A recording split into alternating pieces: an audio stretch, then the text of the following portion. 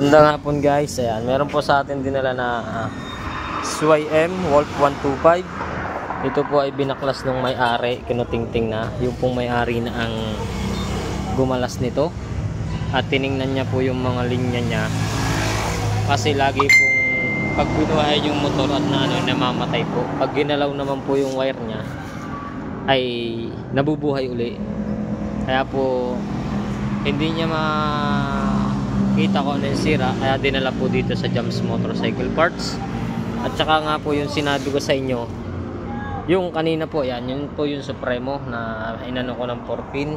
Ayan, yung pong kanina sabi ko na ang kanilang color coding na wire ay parehas. Ayan po, ito po ay 4-pin ng Wolf 125 na SYM China motor po. Ito po yung positive, kaparehas po nung sa Supremo na red na may linya na black. Ayan, yan yung po yung positive. Tapos po ito yung green na ground naman.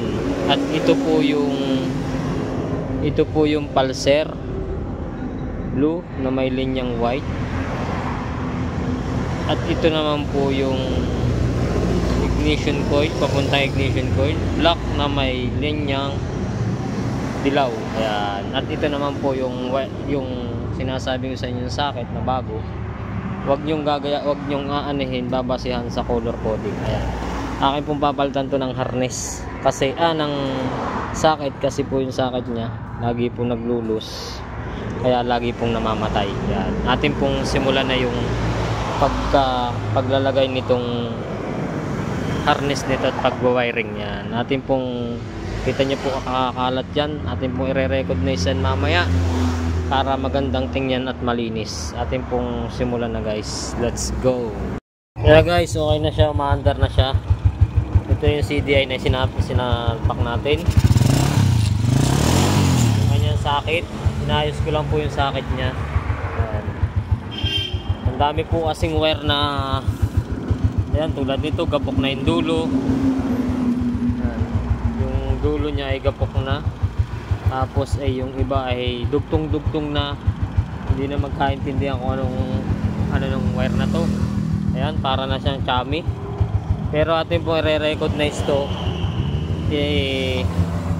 babalutan po natin ng maganda para maganda naman tingnan, hindi masamang tingnan. Kasi ang samang tingnan po ng gantong wire pagkakalat-kalat, para naman po matuwa yung may-ari nitong motor na to. Yan. Kaya po kasi yung una nagkalkal at akala po nila ay makukuha po nila yung sira, pero hindi po nila nakuha. Ayan, okay naman po siya, maandar na. Ayan. Atin pong babalutan natin ng tape, atin nang simulan guys, at tatawagan natin yung may-ari nito mamaya. Let's go guys. Ano guys, okay na po, na-recognize ko na ng maayos yung wire nya. Yan, kanina po yung kalat niyan. Ayan, okay na po siya. Ayan, nabalutan ko na po ng maayos. At isusunod na po natin ilagay yung tangke nya, tsaka po yung upuan, tsaka itong mga fuse nya. Ayusin po natin na maganda para naman po matuwa yung may-ari. Kaya po dapat po pag magagawa po tayo lagi ng wiring, atin pong i-recognize ng maganda at ganyan malinis, para hindi naman po masamang tingnan at matuwa yung nagpapagawa. Kaya po guys, atin pong simulan ng ilagay yung mga kanyang mga tangke, tsaka yung upuan. Ayan, tsaka nga po pala, pag po magagawa lagi ng wiring, kailangan po laging gamitan natin ng test light. Ayan, ito po yung test light na ginagamit ko lagi. Ayan, atin pong ikabit na yan. Let's go guys. Angels, okay na po, nakabit ko na po yung tanyang tangke saka kanyang upuan. Ayan po, atin pong testingin po uli, kasi kanina po tinesting ko na to. Yan, paikot hanggang doon sa ilaya. Okay naman siya, hindi naman siya namatay, hindi naman nag-loss, hindi naman namalya.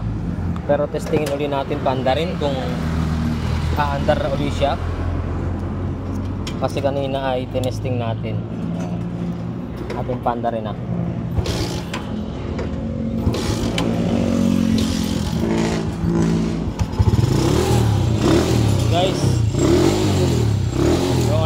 maandar na.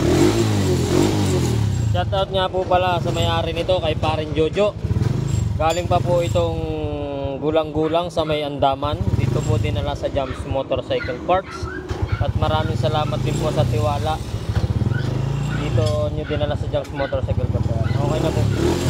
Parin Jojo, okay na, umaandar na yung motor mo. Ayos na. Na-testing ko na to, napandar ko na. Tinest drive ko na rin. Okay naman siya. Hindi na siya namamatay, hindi na naglolos. Hanggang dito na lang po yung video namin. Pa-like and share at pa-follow po ng aming page. At yung pong gusto magpagawa sa Jams Motorcycle Parts, punta lang po kayo sa tapat ng Contest Bake Shop sa Purok 1, Barangay Bukuhan, Lucena City. Tapat po ng Contest Bake Shop yung Jams Motorcycle Parts. Hanggang dito na lang po yung video namin.